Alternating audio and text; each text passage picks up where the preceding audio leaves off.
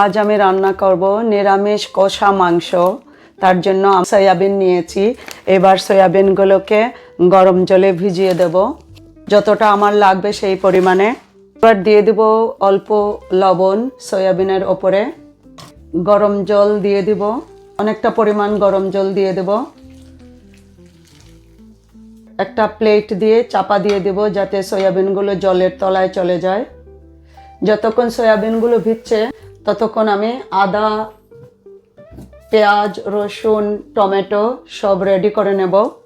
যেহেতু আমি নিরামিষ কষা মাংস করব, তার জন্য মাংসে যা যা দিই, যেসব ইনগ্রিডিয়েন্ট লাগে সব দিয়ে আমি রান্না করব।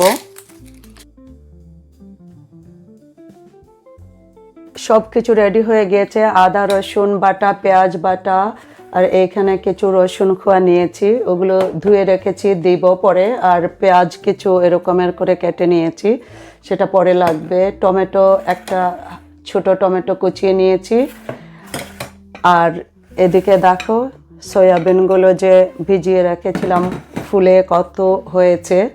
এবার এগুলো জল ঝরিয়ে নেব এরকমের হাত দিয়ে করে।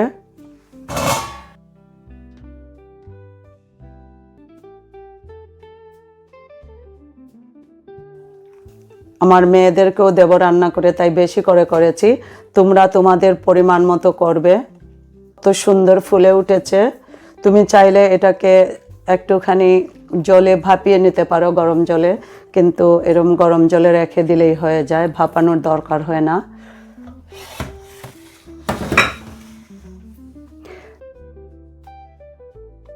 মাংস যেভাবে ম্যারিনেট করা হয় আমি সেরকমের করে করব এক্স্যাক্টলি, যেহেতু বলেছি আমি একদম মাংসের মতো কষা মাংস যেভাবে রান্না করি সেভাবে করব। এখানে এই ছোট্ট বাটির এক বাটি পেঁয়াজ বাটা দিয়ে দেব রসুন আর আদা বাটা। এখানে হাফ হাফ এক বাটি ছোট আদা রসুন বাটা, স্বাদ মতো বাকি লবণ, 1 চামচ হলুদ গুঁড়ো, হাফ চামচ লঙ্কা গুঁড়ো, 2 চামচ জিরে গুঁড়ো, আর 1 চামচ ধনে গুঁড়ো। গোটা গরম মশলা দেব, তেজপাতা, লং, এলাচি, দারচিনি, 2 চামচ টক দই। এবারে সব শেষে যেটা দেব পত্রাঞ্জলির সর্ষের তেল। এবার খুব ভালো করে মাখিয়ে নেব।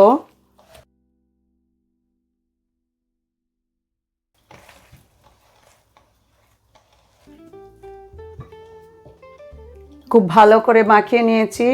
এবারে ঢাকা লাগিয়ে 10 মিনিট রেস্ট করতে দেব।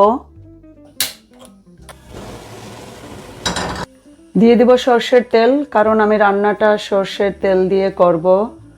2 টেবিল চামচ পরিমাণের সর্ষের তেল দিয়ে দিয়েছি। তেল গরম হয়ে গিয়েছে, দেব টুকরো টুকরো যে পেঁয়াজগুলো করেছিলাম এগুলো দিয়ে দেব। পেঁয়াজগুলো গোল্ডেন ব্রাউন করে ভেজে নিতে হবে। পেঁয়াজ গোল্ডেন ব্রাউন হয়ে গেছে।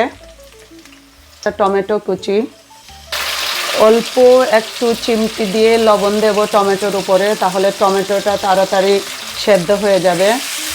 দিয়ে নাড়িয়ে দিয়ে ঢাকা লাগিয়ে লো মিডিয়াম হিটে 1 মিনিট মতো রান্না করব।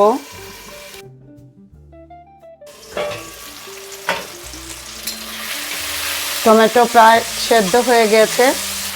দিয়ে দিব ম্যারিনেট করে রাখা সয়াবিন।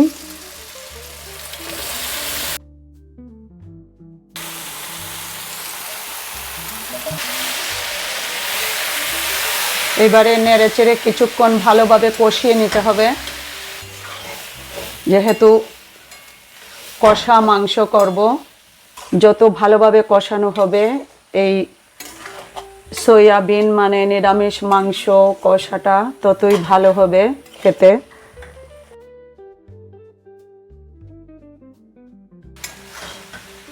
দেখো কি সুন্দর লাগছে দেখতে, একদম কষা মাংসই তো লাগছে, বলো কালারটা কত সুন্দর হয়েছে। আর মাংস বলো যে কোনো কিছু রান্না করতে গেলে কষানো একটা খুব ইম্পর্ট্যান্ট ফ্যাক্টর। যত ভালো কষানো হবে মাংসের বেলা স্পেশালি রান্নাটা ততই সুস্বাদু হবে, সুন্দর হবে খেতে। তাই সয়াবিন যেহেতু নিরামিষ মাংস, তাই খুব ভালো করে কষিয়ে নিতে হবে। কষানোতেই একটু সময় লাগে, আর কিছুতে সময় লাগে না সেরকমের এই রান্নাটা করতে। এত সুস্বাদু হয়, যারা মাংস খান না আমার মতো তাদের জন্য এই রান্নাটা একদম মাংসের বিকল্প। আর আমার মেয়েরা খুব পছন্দ করে এটা। এটা খুব সয়াবিন খুব উপকারীও আছে। তো আমার প্রায় কষানো হয়ে এসেছে, দেখো শুকনো হয়ে গেছে, জল সব শুকিয়ে গেছে।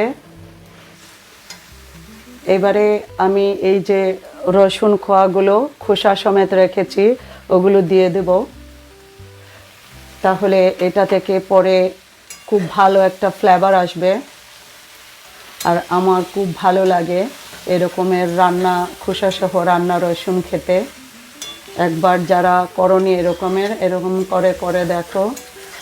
গোটা রসুনও দিয়ে দিতে পারো চাইলে। সয়াবিন যে বোলের মধ্যে ম্যারিনেট করেছিলাম, এই বোলটাকে ধুয়ে অল্প জল দিয়ে দেব। যেহেতু কষা মাংস তাই খুব একটা জল দেব না, অল্প আর একটু দেব।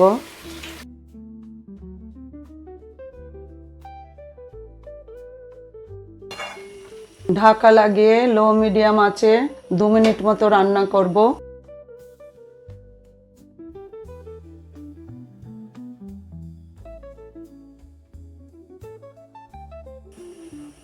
ঢাকা খুলে দেখব কেমন হচ্ছে। দেখো কি সুন্দরভাবে হয়েছে, সয়াবিন সেদ্ধ হয়ে গেছে আর মাখা মাখা একটা ঝোল রয়েছে। এবারে আমি যে শিলে বেটেছি দারচিনি এলাচি অল্প জলে গুলে দিয়ে দেব। দারচিনি এলাচিতে ন্যাচারাল সুইটনারের কাজ করে, বিশেষ করে দারচিনি। সব শেষে দেব 1 চামচ ঘি। ভালো করে নাড়িয়ে সাথে সাথে ঢাকা লাগাতে হবে, কারণ গরম মশলা দিয়ে ঢাকা না লাগালে গন্ধটা বাইরে চলে যাবে। তাই সব সময় মনে রাখতে হবে গরম মশলা দিয়ে সঙ্গে সঙ্গে ঢাকা লাগাতে হবে। 1/2 মিনিট মতো ঢাকা লাগিয়ে একদম অল্প আঁচে রাখবো। 1/2 মিনিট পরে দেখো কত সুন্দর হয়েছে।